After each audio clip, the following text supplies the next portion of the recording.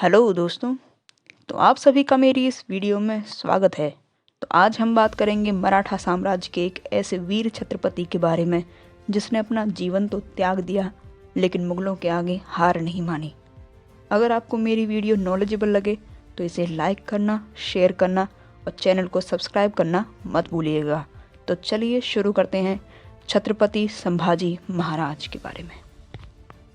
तो दोस्तों, आप सभी तो जानते होंगे कि बॉलीवुड एक्टर विकी कौशल की फिल्म छावा, जो कि 14 फरवरी 2025 में रिलीज़ होने वाली है, जो कि बायोग्राफी है मराठा साम्राज्य के दूसरे छत्रपति संभाजी महाराज की कहानी के ऊपर।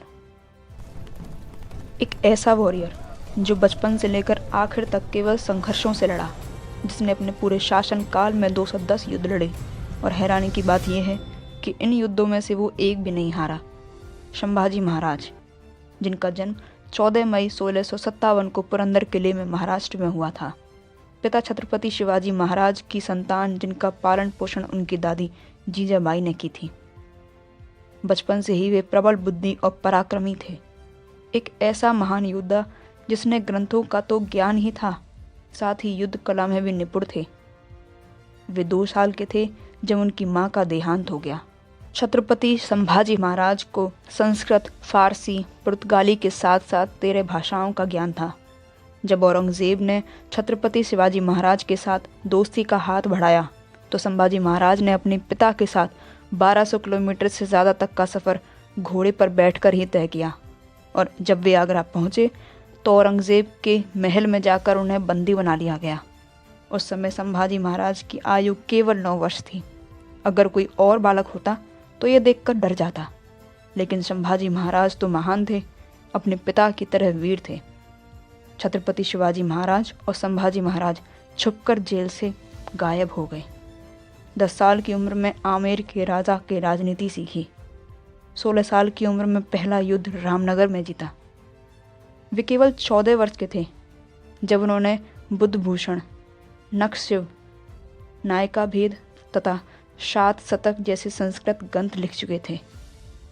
कहते हैं हर सफल शासक के पास कोई ना कोई बुद्धिमान सलाहकार ज़रूर होता है।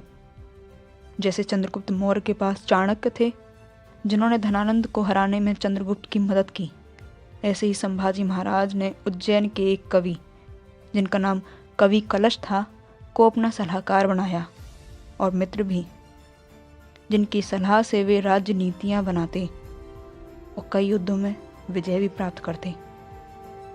उस समय मुगल शासक औरंगजेब अपने साम्राज्य को बढ़ाने में लगा था। उसने उत्तर भारत के सभी राजाओं महाराजाओं को हराकर दक्कन के पठारी इलाके में प्रवेश भी करना चाहा। वह दक्षिण भारत को जीतना चाहता था, लेकिन दक्कन क्षेत्र को प्राप्त करने से पहले उसे मराठाओं को हराना था, जो काम उसके जीवन का सबसे मुश्किल काम था। जब संभाजी महाराज 23 वर्ष के थे तो छत्रपति शिवाजी महाराज का देहांत हो गया। उन्होंने बिना देर किए राज की डोर अपने हाथों में ले ली। औरंगजेब से लड़ने के लिए संभाजी महाराज ने सबसे पहले औरंगाबाद में औरंगजेब के किले पर हमला किया। वहां लूटपाट की ताकि युद्ध के लिए सेना को मजबूत कर सके। औरंगाबाद के किले को संभाजी महाराज ने और उनकी सेना ने उखाड़ फेंका, जिससे औरंगजेब हैरान रह गया। फिर तो औरंगजेब ने कसम ही खा ली कि जब तक मैं उस 23 साल के लड़के को हरा नहीं देता, तब तक मुगल सल्तनत का ताज अपने सर पर नहीं पहनूंगा। औरंगजेब ने हुसैन अली को 8 लाख की सेना के साथ मराठाओं पर आक्रमण करने के लिए भेजा। संभाजी महाराज भी उसके स्वागत के लिए तैयार थे। हुसैन अली ने 3 बार मराठाओं पर आक्रमण किया। पहला आक्रमण जो कि 1680 को हुआ था, दूसरा जो कि 1681 और तीसरा 1682 को हुआ था। तीनों ही आक्रमण उसके विफल रहे। मराठाओं ने हुसैन अली को वहां से उखाड़ फेंका। अनुमान है कि हुसैन अली की सेना 8 लाख की थी और संभाजी महाराज की केवल 20,000 थे। संभाजी महाराज पूरे इतिहास में इकलौते ऐसे सम्राट थे जिन्होंने 9 साल में 120 लड़ाइयाँ लड़ी और एक भी नहीं हारे। संभाजी महाराज ने 9 साल तक औरंगजेब की नाक में दम किया हुआ था। औरंगज़ेब मराठाओं को हराने के लिए इतना बेचैन था कि वो 9 साल तक उत्तर भारत में गया ही नहीं। इस 9 साल के अंतराल में उत्तर भारत के तमाम राजा महाराजाओं, पंजाब राजस्थान के हिंदू राजाओं ने खुद को स्वतंत्र करना चालू कर दिया। औरंगज़ेब ने संभाजी महाराज के साथ इतनी लड़ाइयाँ लड़ी, लेकिन एक भी बार नहीं जीत पाए। लेकिन कहते हैं ना, घर का भेदी लंका ढाए। गडोजी सिरके, जो उनकी पत्नी यशुबाई के भाई थे, उसने संभाजी से वतनदारी देने को कहा, लेकिन संभाजी ने हरगिज मना कर दिया, क्योंकि यह उनके नियमों के खिलाफ जो था। इसी बात से बदला गंगोजी सिरके लेना चाहता था। एक दिन जब संभाजी महाराज और उनके सलाहकार कवि कलश गुप्त रास्ते में मीटिंग के लिए जा रहे थे, तो गडोजी सिरके ने यह बात एक मुगल सरदार मुकरब को बता दी। मुकरब अपनी 5000 की फौज के साथ संभाजी को पकड़ने के लिए पहुंच गया। संभाजी और कवि कलश उस वक्त तैयार नहीं थे और मुगलों के हाथों पकड़े गए। संभाजी महाराज और कवि कलश को ऊंट पर उल्टा लटकाकर औरंगज़ेब के सामने पेश किया गया। तब औरंगज़ेब की खुशी का तो ठिकाना ही नहीं रहा। वो वक्त था 1 फरवरी 1689 को, जब औरंगज़ेब ने संभाजी महाराज के सामने 3 शर्तें रखी। पहली शर्त, औरंगज़ेब को वह सम्राट माने। दूसरी शर्त, मराठा साम्राज्य का सारा धन मुगलों को वापस दें। और तीसरी शर्त ये थी कि वे अपना धर्म परिवर्तन कर लें।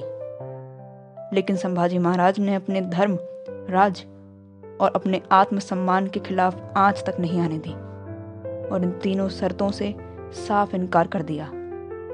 इसी बात से गुस्साए औरंगज़ेब ने संभाजी महाराज को प्रताड़ित करना शुरू कर दिया। उनके नाखून और बाल जड़ से उखाड़ दिए, उनकी उंगलियां काट दी गईं, शरीर से खाल को उचेल दिया गया, आंखों में गरम सरिया डालकर दोनों आंखों को फोड़ दिया गया, जुबान कटवा दी गई। कवि कलश और संभाजी महाराज ने जब हार नहीं मानी, तो अंत में औरंगज़ेब ने 11 मार्च 1689 को उनके टुकड़े काटकर तुलापुर नदी के फेंक दिए। कहते हैं हत्या पूर्व औरंगज़ेब ने संभाजी से कहा था कि मेरे 4 पुत्रों में से एक भी अगर तुम्हारे जैसा होता तो कब का पूरा हिंदुस्तान मुगल सल्तनत का होता। जब तुलापुर की नदी के पास किनारे लोगों ने उनकी लाश देखी, तो उनके टुकड़ों को इकट्ठा कर सिला और विधि पूर्वक अंतिम संस्कार किया। तो दोस्तों, ये था वो वीर जिसके बारे में कहा जाता है कि देश धर्म पर मिटने वाला शेर सिवा का छावा था, महापराक्रमी परम प्रतापी, एक ही शंभू राजा था। अगर आपको ये वीडियो अच्छी लगी हो तो इसे लाइक करना और चैनल को सब्सक्राइब करना मत भूलिएगा। धन्यवाद।